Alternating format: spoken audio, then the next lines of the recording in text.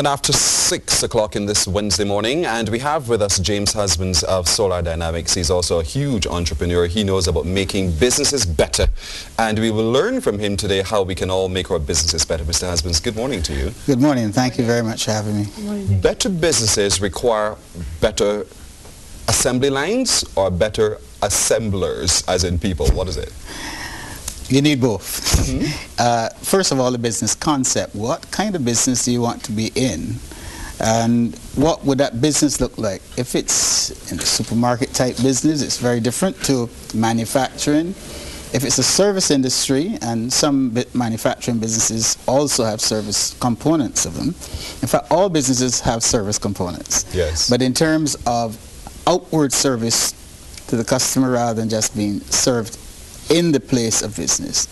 So what is a business concept? There are a number of people who have business concepts which they want to look at.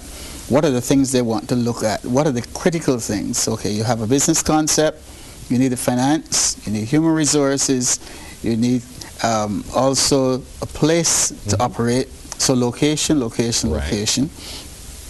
Critical to all of this is the selection of human resource. And the selection of human resource depends largely on the type of business you're going to be in. Do you need people who are going to be focusing on the service delivery? Yes, you do.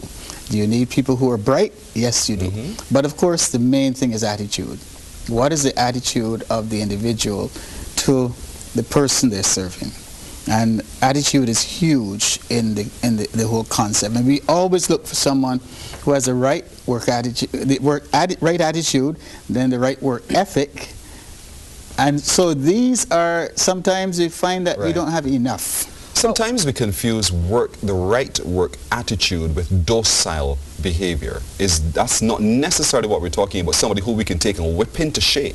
No, not at all. Not at all. You need someone who can disagree with you, but not in a disagreeable manner. Right. Because you need good ideas. You need the existing ideas need to be refreshed. You need people who will take a concept and run with it.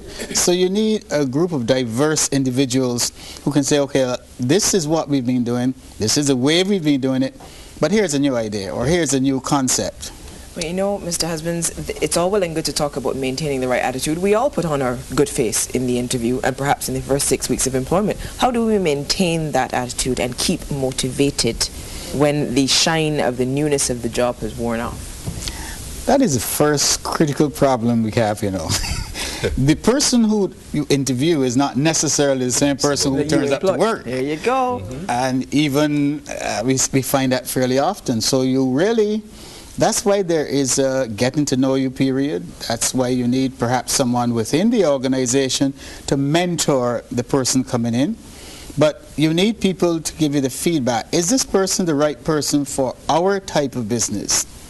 And I've been finding more and more that you need to rely on those who are core to the business to ferment the new persons coming in, to make sure that they have the right attitude, to make the right fit. You know, even things like being in the lunchroom, the way they speak, the way they interact, the level of conduct, the level of conversation. Do you fit into this organization, or is this person a misfit? And just as a follow-up to that, sorry, Cassandra, is this the follow-up to that? So then do you advocate the concept of a probation period? Some people find that offensive in some way, like you don't trust me. But do you then advocate a probationary period for that precise reason? I like a long probationary period. I like 6 months. Wow. People like 3 months, but I can tell you, that's all right. I won't be applying to that's Solar Dynamics. That's okay. That's a little long to keep up the good work. But you know, you can do it 3 months, and then at the end of 3 months, you can extend it. You reserve the right to extend the probationary period. Okay. So some people may be very comfortable with 3 months, but you know something?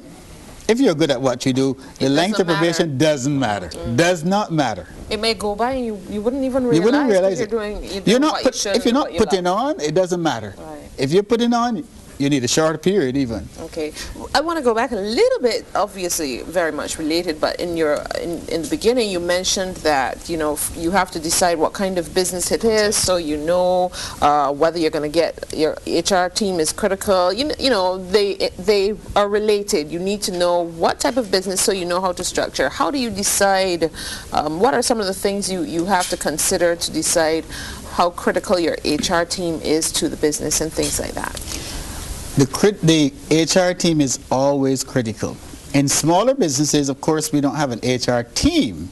We may have one person or two persons responsible for HR, but I find that if you have 3 or 4 persons responsible for the business, it is better to let more than 1 or 2 persons interview, because you may still get it wrong. Right. But if you don't rely on one person to do the interview, it's wholesome. HR is critical because HR is fundamental to the way the business is run. HR essentially is the vehicle through which the mission of the company is achieved. The selection, the training, the reinforcement, the motivation, all of those things are important in terms of the HR function, so that the individual coming in needs to be, you need to get that coded into the system.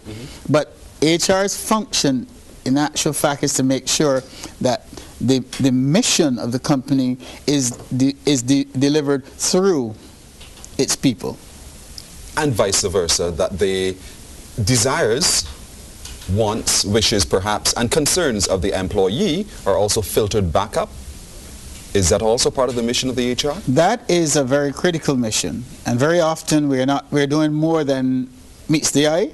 Sometimes HR is sending people for counseling. Sometimes HR is asking someone, look, we're going to arrange for you to have some sessions because I think you need some help in this area. HR is saying, look, your next level requires a little bit of training. You're good at A, but this is associated, so we want you to do this, or we want you to do that.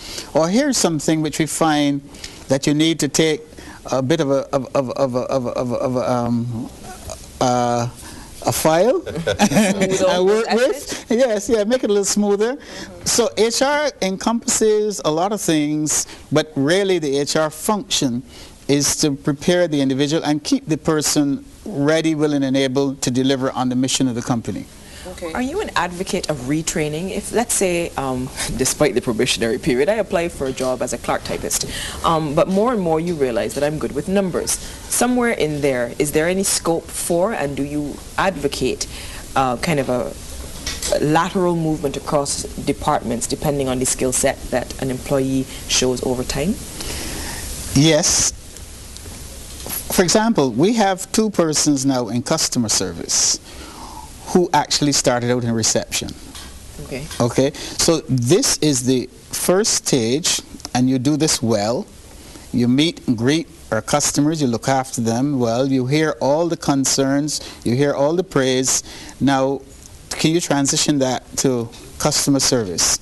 So, retraining or training in another area, an associated area, if someone is good at numbers, it's very useful. You also need to bring in some new talent, even if it is 2 days a week. For example, you have a lot of students at university. So we have 2 students who come in, they do 2 or 3 days a week. We have a student now from France who is doing engineering. He's going to be in his master's program, so he's helping in production, he's helping technicians refine their skills. So there are things which are training, and cross-training is ongoing. Go ahead. Okay, how easy is it though to, you know, include the young blood, the new blood with the fresh ideas and the new ways of doing things without offending those, you know, sometimes people who've been in a business for a long time or in a position for a long time have trouble taking, you know, information, don't want to say instruction, from younger people. Last comment really. It depends largely on the attitude of the young person and the person who's established in the business. So you really need to get them together and say, look, let us huddle a little bit. We have some new ideas here, or we want to have some new ideas. This is what we are doing right now, and we consider it to be successful, but there's some new ideas on the block. or we want new ideas, how can we do what we do better? That has to be the culture of the organization. Yes. That empowers that kind of dialogue. Right. Yeah. All right, we've got to leave it there, Mr. Husbands. Thanks so much. And we've only dealt with HR. So far, we haven't dealt with location, the Yeah. plan, the company purpose, all of those kinds of things. So Gives you clearly a something to good look reason for you forward to to. come back. HR is the biggest thing. Yeah. So it is huge. we work on it. All right. will. Thanks Thank you so so much. much to James Appreciate Husbands, Solar Dynamics entrepreneur. We looked at better business today. Here's hoping you earned and learned something from it as well. Taking a break, coming back with more. Morning, Barbados, good morning.